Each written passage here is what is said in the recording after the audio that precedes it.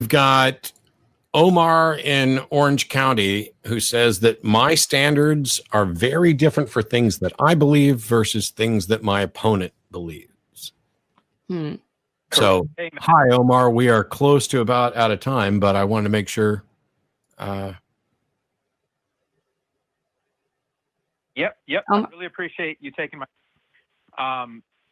and happy Sunday to you both. I hope you're staying 6 feet away from each other in this coronavirus.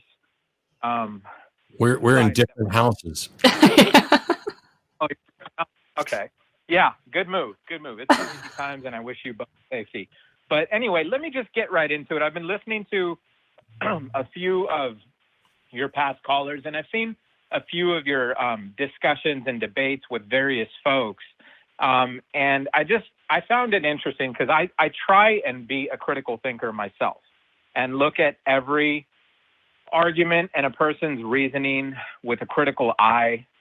And what I found, my observation in some of your discussions, even with some of the callers just before me, and in your discussions with David Wood on secular humanism, and in your discussions even with a fellow atheist, Cosmic, on whether eating meat is morally wrong, what I have observed is that your standards tend to change and your skepticism is super, super high on an opposing view, and your skepticism tends to go a bit lower when it's a view that you're aligned with. So those have been my observations on various discussions that Bring it on. Give me one example so that we can sew this up, because my position is that I proportion my confidence to the available evidence. Sure. And that can change. So let's just, I'm sorry, say that again? The available evidence can change. The available evidence can change, but there's a lot to unpack here with this particular issue, right? What I'm saying here is you have a moving the goalposts fallacy issue, Matt. Instead of just continuing to assert that, make the case. We are already past the end of the show, but I'm going to keep going. So show me where I'm using standards that are not compatible with the claim, because not all claims are equal. Okay, so you do this in a variety of ways. So with Cosmic, when it came to the morality of eating meat, he got you to acknowledge that most of the meat that we get on our plates is from farms, from slaughterhouses, and animals suffer intensely under those conditions. And he got you to acknowledge that, and he had gotten you to acknowledge before that that would be morally wrong, so you wouldn't do it.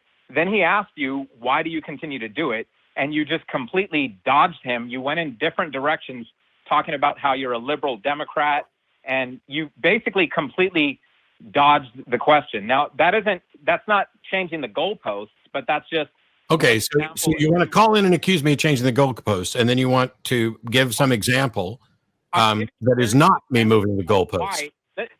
Hear me out, Matt. I'll give you No. I heard you out. You asked for it. We are past the end of the show. You've accused me of moving the goalposts. Okay, shut up and let me finish talking, or you're not going to get to speak again. I promise you. You accused me of moving the goalposts. I asked for an example of that. You then go to talk about a conversation I've had, which was an impromptu conversation, which I'm not holding up as anything other than a demonstration at the time of what my opinion and position is on something. Then when you get through the whole story, you say, now that's not an example of you moving the goalposts. So why don't you come up with an example that supports what your accusation is so that I can address it? Okay, got it. I'll just give you a quick example. I've heard you discuss with many people on we need verifiable evidence that supernatural things that can occur from a God actually occur. And many people have presented historical evidence, biblical evidence. So the goalposts will change. The goalposts will change with historical biblical evidence. Well, we don't know who wrote these gospels. How can we know who wrote? That's not a moving of the goalposts. To point out that there's a problem with the evidence is not moving the goalposts. How would you demonstrate? No.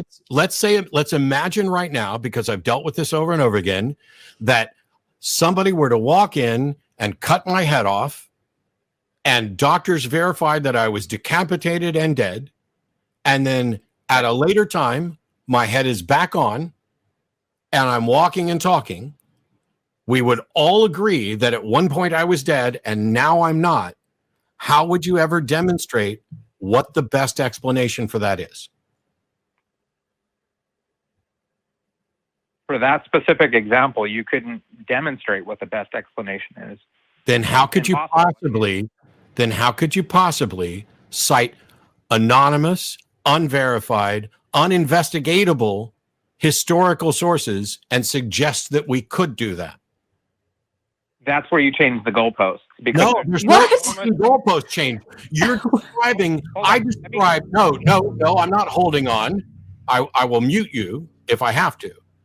I described a scenario that is the best possible circumstance for testing, where doctors are involved, where it happens now in the modern era, where we can investigate thoroughly, and you acknowledge that you wouldn't be able to demonstrate supernatural causation or any causation. And yet when I point out that the case that theists with regard to Jesus are describing is demonstrably worse. It is less prone to investigation. It is less reliably sourced. It does not have the advantage of modern. I'm not moving the goalposts. I'm pointing out that the claim itself. What'd you say? Okay. What did you say? I said you are in all respects once you're done. Go fuck yourself. Nope, you're done.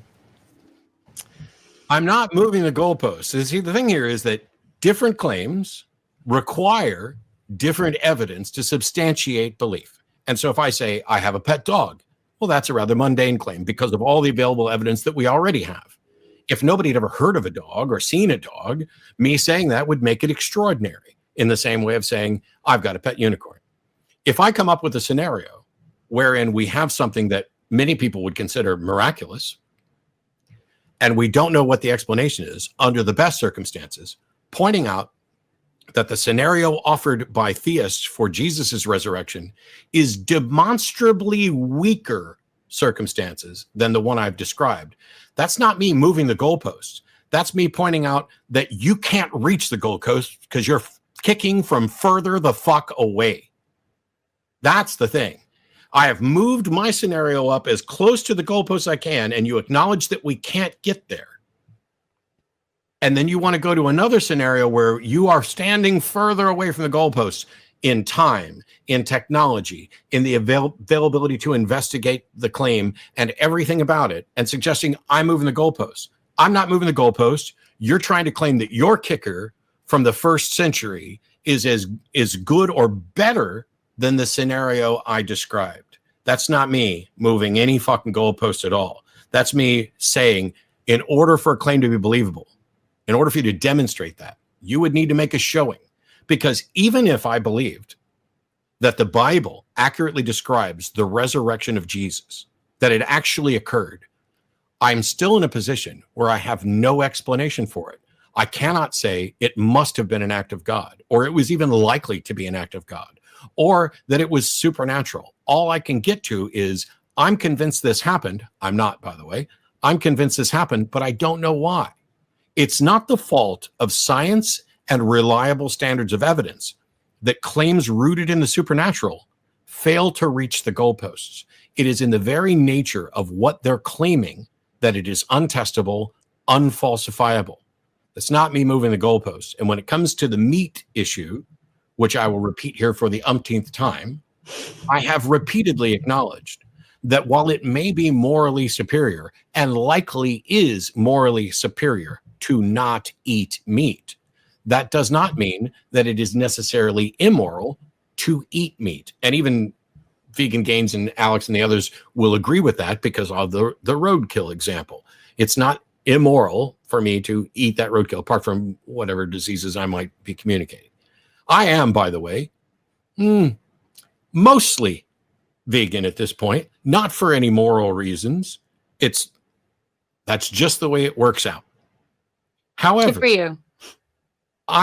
While I hold that something can be morally superior, it's like in the same way that donating 90% of your wealth towards fighting a disease is morally superior to donating $1 of your wealth. And neither of those is immoral. Mm-hmm. and not donating anything isn't necessarily moral. This is about moral virtue and responsibility. And those are two different categories. This is what I tried to explain in that discussion. I'm not going to pretend that I did it particularly well. It's funny that you went to the Alex O'Connor thing and then wanted to go or deal with the supernatural, but it's not me moving the goalposts.